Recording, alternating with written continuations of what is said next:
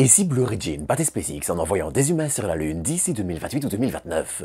Ça peut sembler insolite car après tout, SpaceX a une longueur d'avance pour envoyer son atterrisseur sur la Lune face à Blue Origin. L'entreprise n'a encore rien envoyé sur notre satellite et SpaceX a déjà commencé à enchaîner les tests de Starship. Et pourtant, une nouvelle actualité vient tout chambouler et montrer que l'entreprise de Jeff Bezos avance elle aussi très vite et va même envoyer quelque chose sur la Lune cet été. Mais justement, où en est concrètement Blue Origin? A-t-elle seulement une chance de réaliser l'impensable? Et quel impact la course à la Lune entre les États-Unis et la Chine a-t-il dans tout ça? Eh bien ça, on va le voir ensemble. Et pour ça, en guise d'intro, il va falloir commencer par un état des lieux qui me semble assez important. Vous le savez, mais malgré des avancées prometteuses, le programme Starship est tout sauf un long fleuve tranquille. La fusée géante de SpaceX a déjà connu quelques échecs depuis son vol inaugural en avril 2023, et si l'entreprise réussit quand même à repousser ses limites à chaque vol quasiment, des récents ennuis avec l'effet Pogo et d'autres sont venus retarder le programme encore un peu plus. Et ces vibrations intenses, cauchemar des constructeurs de fusées dont je parle dans un épisode dédié qui sera en écran de fin, couplés aux retards inhérents à un programme aussi ambitieux, ont un effet. Le Starship lunaire, fruit d'un juteux contrat signé avec la NASA pour emmener des humains sur la Lune dans le cadre d'Artemis, prend du retard. Si d'un côté la conception de l'intérieur et des systèmes propres au Starship semble avancer rapidement, c'est du côté du gros du véhicule qu'il faut apporter des nuances. Car pour envoyer son Starship sur la Lune, SpaceX doit d'abord passer une autre étape. Réaliser un amarrage et un échange de carburant entre deux Starships en orbite, une étape qui permettra d'ouvrir la voie au développement du Starship lunaire, d'un Starship tanker et d'un Starship dédié au ravitaillement du tanker qui ira ravitailler le lunaire. Une architecture complexe qui demande de créer 3 variantes du Starship. Sauf que tout ça, avec la génération actuelle, à savoir les Starship dits V2, eh bien c'est impossible. Pour ça, SpaceX compte beaucoup sur la 3e génération de Starship, plus longue et emportant plus de carburant. Et bien que quelques morceaux de test du Starship V3 soient apparus par-ci par-là, pour pouvoir faire tout ça, SpaceX doit mettre en orbite un Starship, commencer à les récupérer, faire revoler à la chaîne, et pour le moment, l'effet Pogo et d'autres difficultés bloquent tout en faisant exploser les véhicules. Du coup, pas le choix. SpaceX a déjà revu son calendrier et annonce désormais ne pas vouloir tenter la première étape, le ravitaillement en orbite, avant mi-2026 au plus tôt. Ça signifie que le Starship lunaire ne fera certainement pas son vol à vide vers la Lune, essentiel pour valider son fonctionnement avant un vol habité, avant 2027, voire même 2028. Et ça, c'est le scénario du sans faute à partir de maintenant. Le ravitaillement en orbite fonctionne sans aucun problème du premier coup et permet les 8 vols minimum de ravitaillement du Starship, et le Starship se pose sur la Lune sans difficulté. La récupération des Starships se fait elle aussi sans problème, et le passage de la V2 à la V3 ne voit apparaître aucune complication ou aucun autre problème lié à l'effet Pogo ou autre. Alors, à titre purement personnel, j'ai confiance en SpaceX et leurs ingénieurs. Mais il faut avouer une chose, faire le pari qu'à partir de maintenant, le développement du Starship sera un long fleuve tranquille et qu'aucun incident n'interviendra, c'est quand même un peu osé. Et c'est là qu'intervient Blue Origin.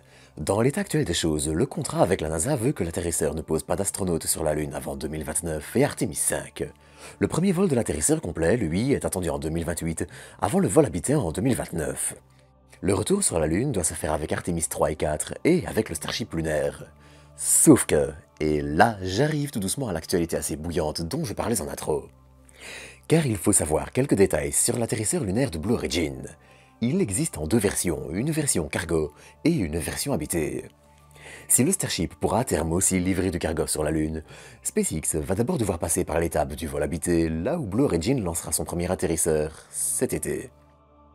Si tout va bien, vers le mois d'août, Blue Origin lancera en effet le premier démonstrateur de son atterrisseur, et ça va être un vol passionnant. Inauguration du moteur BE-7 qui permettra d'aller sur la Lune, essai des systèmes de navigation, communication et enfin un alunissage dans une zone d'une centaine de mètres seulement, qui devrait d'ailleurs être l'un des plus précis de l'histoire, le programme s'annonce chargé. Et ce n'est pas tout. Comme pour SpaceX et son Starship, Blue Origin devrait aussi ravitailler son atterrisseur habité. Et ici aussi les choses bougent assez vite. Blue Origin a annoncé avancer rapidement sur le stockage du carburant stocké à des températures cryogéniques, sous les moins 100 degrés, et pourrait commencer à produire ses ravitailleurs dédiés au programme lunaire d'ici le mois de décembre de cette année. Il faut dire que l'entreprise se simplifie la tâche.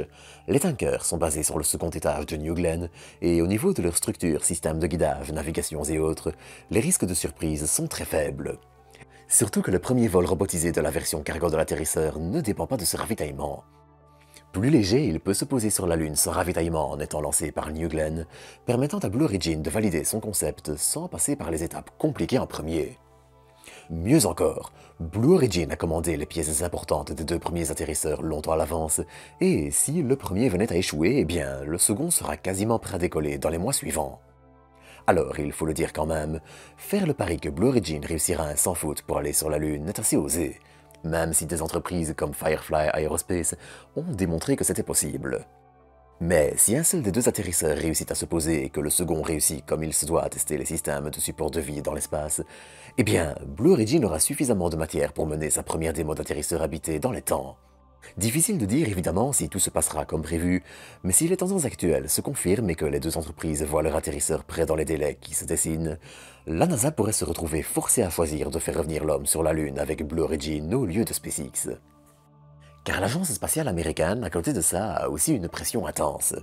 S'il y a une seule chose sur laquelle républicains comme démocrates sont d'accord, c'est sur la nécessité de réussir à retourner sur la Lune avant que la Chine ne l'atteigne. Et quand on sait que le programme lunaire habité chinois est exactement dans les temps, que le matériel avance vite et que tout sera prêt à lancer des humains pour 2030, eh bien, la pression monte. Très fort même. Car si la Chine ne veut au départ réaliser que des missions courtes, façon Apollo, au lieu de longs séjours de plusieurs jours, voire quelques semaines d'Artemis, eh bien l'image donnée au monde entier sera quand même que la Chine a gagné la nouvelle course à la Lune. Si SpaceX venait à prendre encore 1 an ou 2 de retard, la NASA pourrait n'avoir d'autre choix que de se tourner vers une alternative. Et ce n'est pas juste ainsi, lancé en l'air comme ça. Les 2 entreprises ont en effet des approches très différentes. SpaceX teste, se casse les dents, recommence, innove et ainsi de suite jusqu'au résultat final. Même si le Starship avance bien quand on voit le chemin parcouru depuis 2019 et le Starhopper, le gros du travail reste encore aussi à faire. Alors évidemment, beaucoup de choses sont développées en parallèle et les résultats par exemple n'empêchent pas de concevoir l'habitacle du véhicule.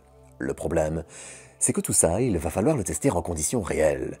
Et face à l'approche de Blue Origin qui est plus lente et plus méticuleuse, eh bien, on peut se poser la question de qui va gagner.